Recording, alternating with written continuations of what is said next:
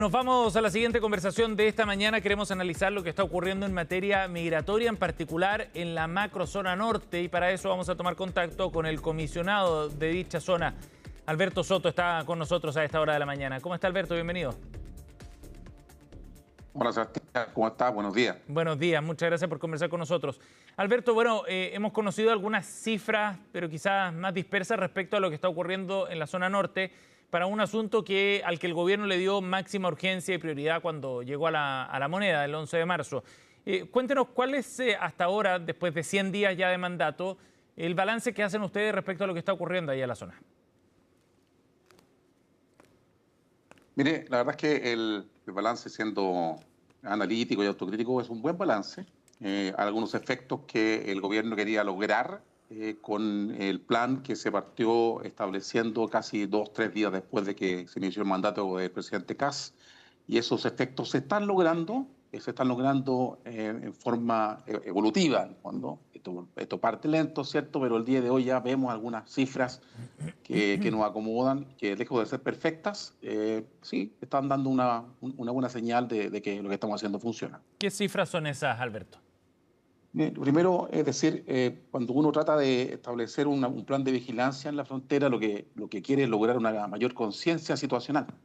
Y eso quiere decir darse cuenta de lo que ocurre en frontera, porque no hay nada peor que no saber lo que ocurre. Entonces, cuando uno establece rutinas de vigilancia, cambia puestos fronterizos de un sector a otro, a puestos más estratégicos, por decirlo así, cuando aumenta la frecuencia de vuelos de drones, cuando aumenta el trabajo interagencial y cuando construye barreras antimovilidad, que estoy viendo en pantalla, una de las barreras es la zanja, ¿cierto?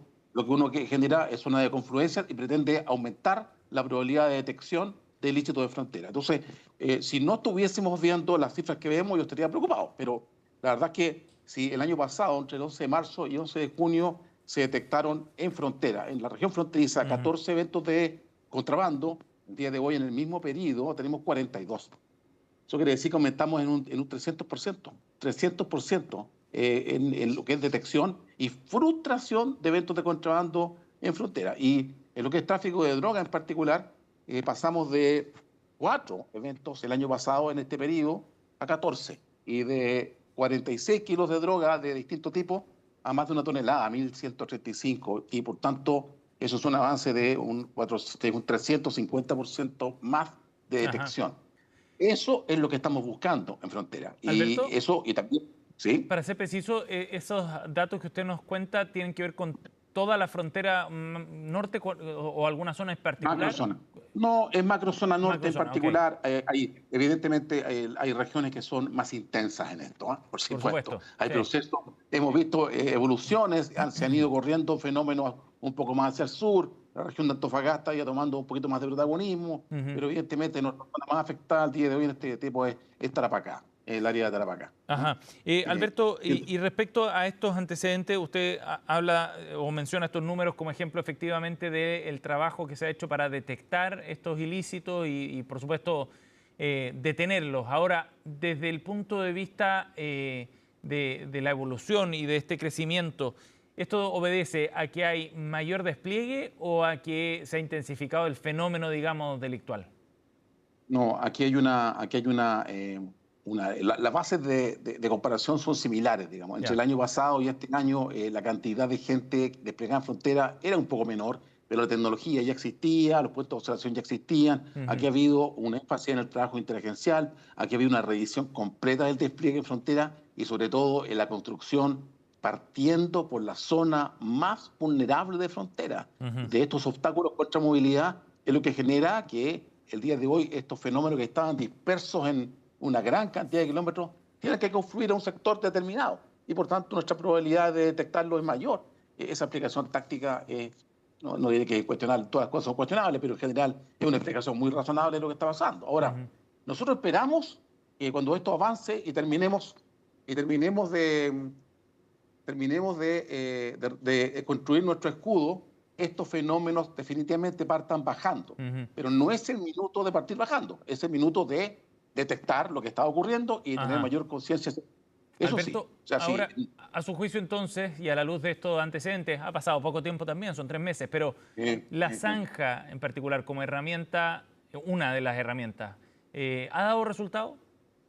Es costo efectiva, está dando resultados, hay que mantenerla, no es perfecta, requiere estarla monitoreando todo el tiempo, pero es costo efectivo. O sea, uno podría gastarse millones y millones de dólares en construir una tremenda muro impenetrable, pero esto es mucho más costo efectivo. Evidentemente se ve tosca a veces, sin duda se ve tosca, pero es costo efectivo. Es que le pregunto Permite también por evitar el tráfico de... y le pregunto también por las vulnerabilidades que ha mostrado cuando vimos hace poco que se levantó un puente para poder cruzar esa zanja también.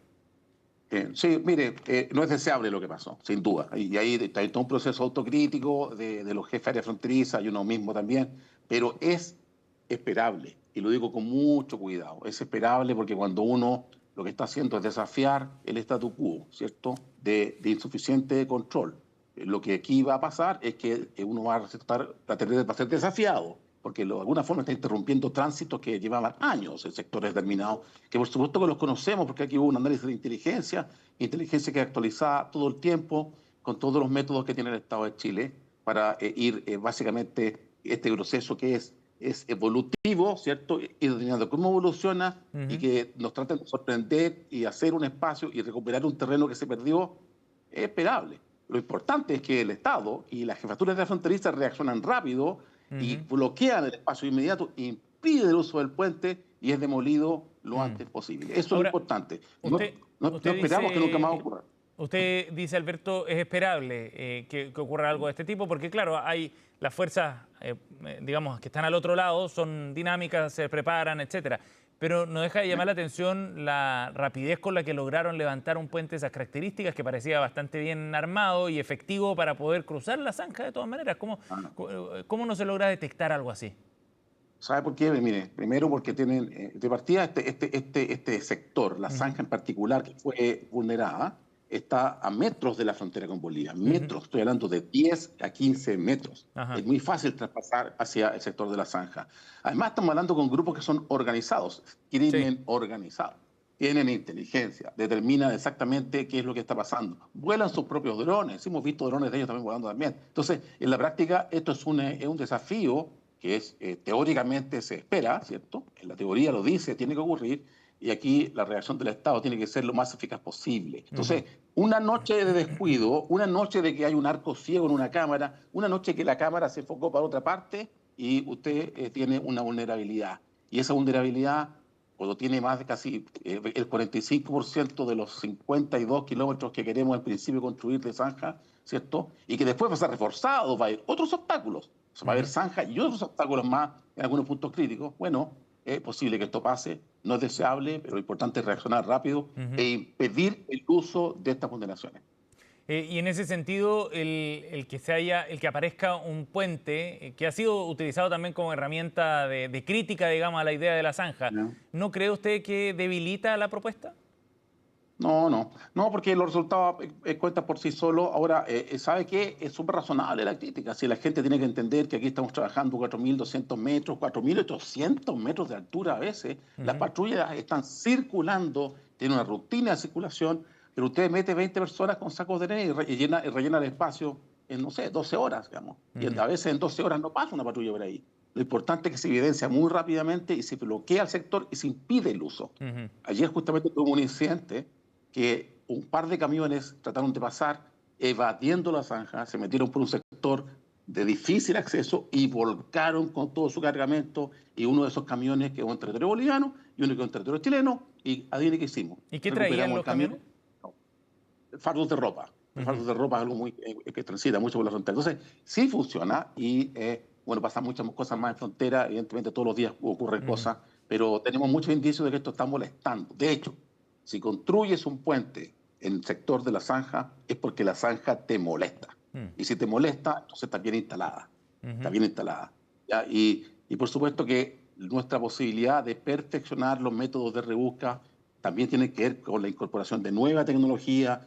Va a haber más tecnología, va a haber más capacidad de despliegue, va a haber más capacidad de movimiento. Y eso es parte de lo que está planificado en el eje número 1 del plan, que es control territorial, eje contra movilidad. Y eso es inversión que se va Alberto, a ejecutar a futuro. Sí, usted mencionaba, estamos con Alberto Soto aquí en CNN Chile Radio, comisionado de la Macrozona Norte. Usted mencionaba algunos datos que ilustran la efectividad de este plan hasta ahora en estos primeros 100 días de gobierno, que tienen que ver fundamentalmente con decomisos, con droga incautada, etcétera. Pero me gustaría preguntarle también respecto a otro tema que tiene que ver con los flujos migratorios hacia nuestro país. ¿Cuál ha sido Bueno, la evaluación? ¿Qué balance tienen ustedes sí. respecto a eso? No, si usted sube frontera el día de hoy, la verdad es que es bien escaso el flujo migratorio, muy poco, muy poco. De hecho, el año pasado, entre los 3 primeros meses, 11 de marzo, 11 de junio, hubo un total de 3.651 inmigrantes irregulares detectados en frontera y la capacidad de reconducción fue más bien baja. Ujú. Bueno, este año, en ese mismo periodo, tuvimos solo 360 y recondujimos el 72% a sus países de origen, ¿cierto? Vale decir, poca gente se quedó en Chile y los que se quedan en Chile son por diferentes razones, ¿cierto? Porque a veces tienen problemas legales y cuando son detectados con problemas legales se quedan en Chile Ujú. y quedan a posición de la Fiscalía, ¿cierto? O viene algún tema de reunificación familiar que esté comprobado y que se ha comprobado en la PDI y finalmente quedan en Chile por eso. Ujú. Pero en general el flujo es poco, la cantidad de inmigrantes regulares en la Macrozona Norte detectados en la faja fronteriza, eso no tiene que ver con la gente que se denuncia en otras partes, Ujú.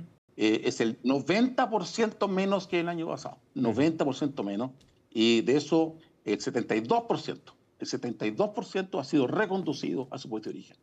Ajá.